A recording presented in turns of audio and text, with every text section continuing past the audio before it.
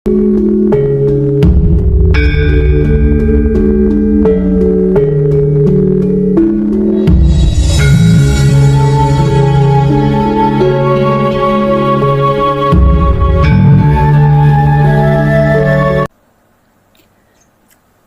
seekor ular ketika merayap, tiba-tiba ular itu menyenggol sebuah gergaji dan sedikit melukai bagian tubuhnya. Sebagai bentuk perlawanan dan mekanisme pertahanan diri, ular tersebut berbalik menggigit gergaji itu hingga mulutnya terluka. Kemudian, tanpa memahami apa yang sebenarnya terjadi padanya, dan tanpa berpikir panjang, ular menganggap gergaji itu telah menyerangnya. Lalu ular itu langsung melilit gergaji. Semakin kuat ular itu melilit gergaji, ular itu semakin terluka parah sampai berdarah-darah. Para kadang kinasiku sekalian, terkadang kita terlalu cepat emosi dan mudah meluapkan amarah tanpa berpikir panjang untuk segera bisa membalas, menyakiti orang-orang yang telah menyakiti kita. Namun sebenarnya yang kita lakukan itu justru sama dengan menyakiti diri kita sendiri. Seperti ular dan gergaji yang saya filosofikan tadi. Jikalau sedulur papat kita atau 4 anasir kita tidak manunggal jati atau tidak manunggal suci. Disinilah penting dan perlunya dia mengamati dengan kesadaran rasa cinta kasih sayang hidup kepada apapun dan siapapun, serta dimanapun hingga sampai kapanpun. Tujuannya agar supaya sedulur papat atau 4 anasir kita tidak agresif seperti ular yang menyenggol gergaji yang saya filosofikan tadi.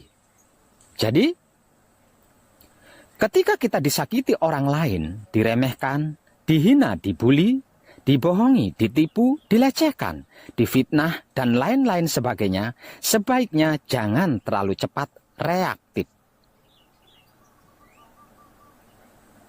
Tetaplah diam dulu dengan senyum, kesadaran rasa cinta kasih sayang hidup kita, walau kita berada pada posisi yang baik dan benar serta tepat. Karena sesungguhnya, orang yang berbuat keburukan kepada kita, ia akan menuai hasil perbuatannya sendiri. Karena karma atau hukum sebab akibat itu pasti terjadi. Artinya, ia akan mendapatkan balasan yang teramat pedih dari kelakuannya dia sendiri. Ingat, Romo itu bersinggasana di 3 titik yang ada di dalam diri kita masing-masing. Seperti yang sudah teramat sering saya informasikan tanpa tedeng aling-aling. Baik di artikel di Google atau video di YouTube, bahkan secara langsung ketika kekadangan.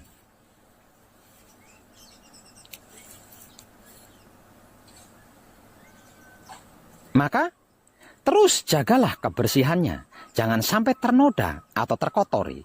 Karena kalau sampai kotor ternoda, Romo tidak mau bertahta di 3 titik singgasana dalam diri kita.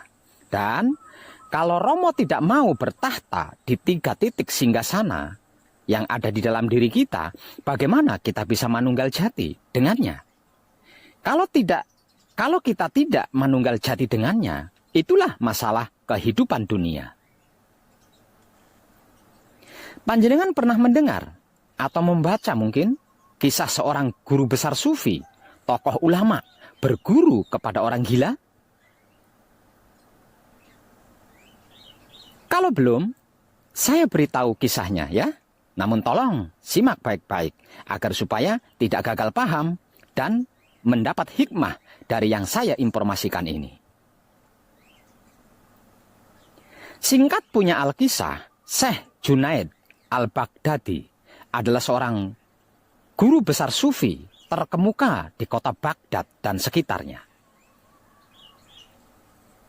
Pada suatu waktu, beliau keluar kota Baghdad bersama dengan beberapa muridnya. Syekh Junaid Al-Baghdadi bertanya tentang Bahlul atau orang gila kepada salah seorang murid. Dan muridnya menjawab, ia adalah orang gila. Apa yang Anda butuhkan darinya? Cari dia. Aku ada perlu dengannya, kata Syekh Junaid. Murid-muridnya lalu mencari Bahlul dan bertemu dengannya di gurun.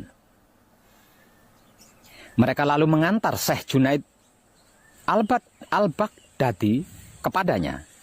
Ketika Syekh Junaid mendekati Bahlul, beliau melihat Bahlul sedang gelisah sambil menyandarkan kepalanya di tembok. Syekh Junaid kemudian menyapa. Bahlul menjawab dan bertanya kepadanya, siapakah engkau? Aku adalah Junaid al-Baghdadi, kata Syekh Junaid. Apakah engkau Abul Qasim? Tanya Bahlul. Iya, jawab Syekh Junaid. Apakah engkau Syekh Baghdadi yang memberikan petunjuk spiritual kepada orang-orang? Tanya Bahlul lagi. Iya, jawab Syekh Junaid. Apakah engkau tahu bagaimana cara makan? Tanya Bahlul. Syekh Junaid lalu menjawab, aku mengucapkan bismillah. Aku makan yang ada di hadapanku. Aku menggigitnya sedikit, meletakkannya di sisi kanan dalam mulutku dan perlahan mengunyahnya. Aku tidak menatap suapan berikutnya. Aku mengingat Allah sambil makan. Apapun yang aku makan, aku ucapkan alhamdulillah. Aku cuci tanganku sebelum dan sesudah makan. Bahlul berdiri menyibakkan pakaiannya dan berkata, kau ingin menjadi guru spiritual di dunia, tapi kau bahkan tidak tahu bagaimana cara makan. Sambil berkata demikian, Bahlul kemudian berjalan pergi. Murid Syekh kemudian berkata, wahai Syekh, dia adalah orang gila.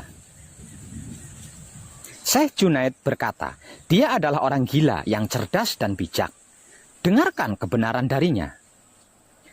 Bahlul mendekati sebuah bangunan yang telah ditinggalkan, lalu dia duduk. Syekh Junaid pun datang mendekatinya lagi. Bahlul kemudian bertanya, siapakah engkau? Syekh Baghdadi yang bahkan tidak tahu bagaimana caranya makan. Jawab Syekh Junaid. Engkau tidak tahu bagaimana caranya makan, tapi tahukah engkau bagaimana caranya berbicara? Tanya Bahlul. Iya, jawab Syekh Junaid. Bagaimana cara berbicara? Tanya Bahlul. Syekh Junaid kemudian menjawab, aku berbicara tidak kurang, tidak lebih, dan apa adanya. Aku tidak terlalu banyak bicara, aku berbicara agar pendengar dapat mengerti. Aku mengajak orang-orang kepada Allah dan Rasulullah Shallallahu Alaihi Wasallam. Aku tidak berbicara terlalu banyak agar orang tidak menjadi bosan. Aku memberikan perhatian atas kedalaman pengetahuan lahir dan batin. Kemudian, ia menggambarkan apa saja yang berhubungan dengan sikap dan etika. Lalu Bahlul berkata, lupakan tentang makan. Karena kau pun tidak tahu bagaimana caranya berbicara yang baik dan tepat. Bahlul pun berdiri menyibakkan pakaiannya dan berjalan lagi pergi. Murid-murid Syekh berkata, wahai Syekh, Anda lihat, dia adalah orang gila. Apa yang engkau harapkan dari orang gila? Syekh Junaidi al-Baghdadi menjawab, ada sesuatu yang aku butuhkan darinya. Kalian tidak tahu itu. Syekh Junaid lalu mengejar Bahlul lagi dan mendekatinya lagi. Bahlul lalu bertanya, apa yang engkau inginkan dariku? Kau tidak tahu cara makan? Kau juga tidak tahu cara berbicara. Apakah kau tahu bagaimana cara tidur? Iya, aku tahu, jawab Syekh Junaid. Bagaimana caramu tidur? Tanya Bahlul. Syekh Junaid lalu menjawab, ketika aku selesai sholat Isya dan membaca doa, aku mengenakan pakaian tidurku. Kemudian Syekh Junaid menceritakan cara-cara tidur sebagaimana yang lazim dikemukakan oleh para ahli agama. Ternyata kau juga tidak tahu bagaimana caranya tidur yang baik dan tepat, kata Bahlul seraya ingin bangkit dari duduknya. Namun Syekh Junaid menahan pakaian dan berkata, "Wahai Bahlul, aku tidak tahu. Karenanya, demi Allah, ajari aku." Bahlul pun berkata, "Sebelumnya engkau mengklaim bahwa dirimu berpengetahuan dan berkata bahwa engkau tahu, maka aku menghindarimu. Sekarang setelah engkau mengakui bahwa dirimu kurang berpengetahuan, maka aku akan mengajarkan kepadamu. Ketahuilah, apapun yang telah engkau jawabkan dan gambarkan itu adalah permasalahan, bukan yang utama. Kebenaran yang ada di belakang, bukan yang sejati, bukan yang sesungguhnya, bukan yang di depan dan utama. Para kadang kinasiku sekalian, kehidupan dan tetek bengeknya manusia itu sudah dirancang dan ditata sejak awal dilahirkan ke dunia ini. Mulai dari cara makan, cara minum, cara mandi, cara tidur, hingga sampai ke cara bicara, dan semua itu berbeda dan tidak sama dengan cara-caranya hewan atau makhluk lain. Semisal contoh, di dalam otak manusia ada nalar, sedangkan otaknya hewan tidak ada nalar. Dalam hati manusia ada nurani, sedangkan hewan tidak ada nurani. Di dalam kelamin manusia ada tata krama, sedangkan hewan tidak ada aturan. Bahkan makhluk lain ada yang ikut mempelajari apa yang diaturkan bagi manusia. Sebab itu jangan heran jika ada hewan berperilaku seperti manusia. Kalau ada manusia berperilaku seperti hewan, lah di situ baru boleh kau heran. Kalau di dalam laku kuncinya disingkat menjadi 3 perkara saja, yaitu kekudangane Romo. Kitab suci sejati ada makna, wujudnya, wulang reh sejati, kata-katanya, dan berbudi bawa laksono tingkah lakunya. 3 kekudangane Romo ini adalah mencakup seluruh kehidupan seorang manusia hidup, bukan cuma putra Romo. Para kadang kinasiku sekalian, betapapun dan bagaimanapun kehidupan manusia di dunia ini bergantung pada caranya makan, minum, beol, kencing, mandi, bicara, dan bertingkah laku. Atau obah pola yang sering saya bahasakan sebagai gerak tubuh dan gerik otak hati kelamin. Dan akhirnya ketika manusia itu memejamkan mata tidur dan akan berawal mula lagi jika manusia itu berhasil membuka mata setelah terpejam tidur. Kalau sampai tidak bisa membuka mata lagi, ya tidak bisa bangun dari tidurnya. Kalau tidak bangun dari tidurnya, maka sudah tamatlah kehidupannya. Hukum hidup atau hukum alam semesta soal tidur ini yang menjadi awal dan akhirnya kehidupan manusia, bahkan seluruh makhluk hidup. Tentang cara makan, minum, beol, kencing, mandi, bicara, bertingkah laku atau obah pola yang sering saya bahasakan sebagai gerak tubuh dan gerik otak hati kelamin, yang baik dan tepat sesuai dawuh hidup atau sabda hidup di dalam kedaulatan hukumnya sudah saya informasikan, bahkan saya ajarkan. Terutama cara tidur yang baik dan tepat yang menjadi penentu awal dan akhir kehidupan seluruh makhluk ini. Kalau belum mengerti, memahami dan mengetahui caranya makan, minum, beol, kencing, mandi, bicara, bertingkah laku, dan tidur yang baik dan tepat seperti Syekh Junaidi Al-Baghdadi yang sudah saya informasikan tadi, nggak usah macam-macam deh. Jangan banyak tingkah itu dan ini. Pergiat saja belajarnya dengan bersungguh-sungguh. Jangan buang waktu dengan sia-sia, sibuk membuli, membenci, mengfitnah, menghina, mencari-cari kesalahan orang lain, mencari-cari keburukan orang lain, mencari-cari kekurangan orang lain untuk dinilai, dihakimi, bahkan dijatuhkan hingga hancur. Ingat, hukum karma atau hukum sebab akibat itu nyata dan pasti, serta jauh lebih mengerikan dari apa yang dilakukan loh.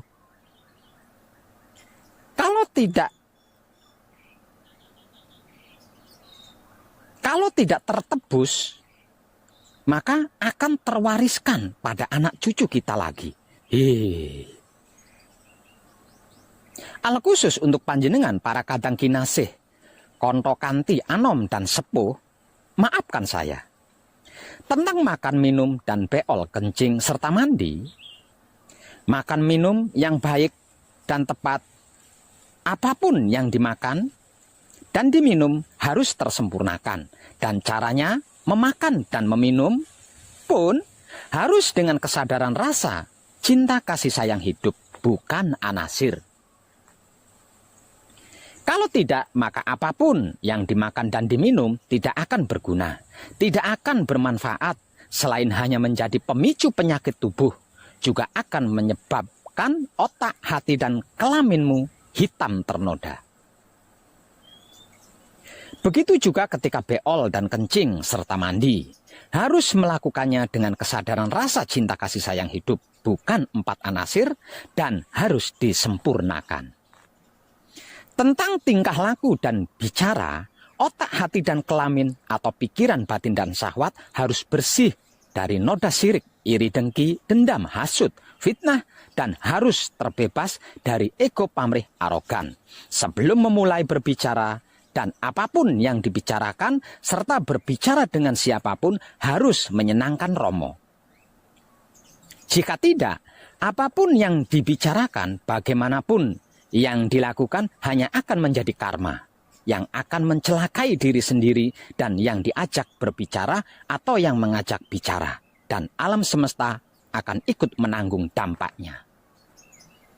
Itulah mengapa diam sembari memperhatikan dengan kesadaran rasa cinta kasih sayang hidup adalah yang terbaik. Tentang tidur, para kadang kinasiku sekalian, kebaikan yang tepat baginya adalah otakmu, hatimu, dan kelaminmu yang terbebas dari permusuhan, kecemburuan, kebencian, dan kesungguhan laku kuncimu sebelum tidur dan sesudah tidur. Kehidupan kita bergantung pada laku tidur kita sebagai putra kekudangannya Romo, baik dan tepat apa belum. Kalau cara tidurnya hiburan Android atau TV atau komputer terlebih dulu, sampai matanya capek dulu terus baru mau tidur, atau hura-hura dulu atau hiburan dulu, internetan, facebookan di Android hingga tertidur sambil ngelonin Android, nanti bangun dari tidurnya juga yang pertama kali dicerna adalah Android. Kalau tidak bisa tidur, terus bangun dari tidurnya juga tidak ganteng, tidak cantik, tidak milenium. Kalau tidak Android dulu, jangan pernah mengharap atau menginginkan yang disebut tenang, aman, nyaman, bahagia, damai, dan tentram.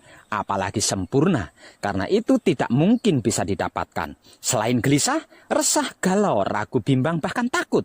Sekalipun hafal kunci, paweling, asmo micil singkir, dan melakukannya jika kober atau ada waktu. Tercerahkanlah panjenengan semuanya, dan salam setuhan penuh cinta kasih sayang dari dalam lubuk hati saya, Wong Edan Baku yang paling dalam. Selamat, selamat, selamat, rahayu, rahayu, rahayu, damai, damai, damai, tentram. Saya Wong Edan Baku ngaturaken sugeng rahayu lir ing sambikala amanggih yuwana. Pinayungan mring ingkang maha suci. Basuki yuwana teguh rahayu slamet. Berkah selalu untuk semuanya tanpa terkecuali, terutama para sedulur, khususnya para kadang konto dan kanti anom serta sepuh saya yang senantiasa direstui yang dat maha suci hidup. Om Santi, Santi, Santi, Om. Wassalamualaikum warahmatullahi wabarakatuh. Terima kasih, terima kasih, terima kasih, dan salam kebajikan.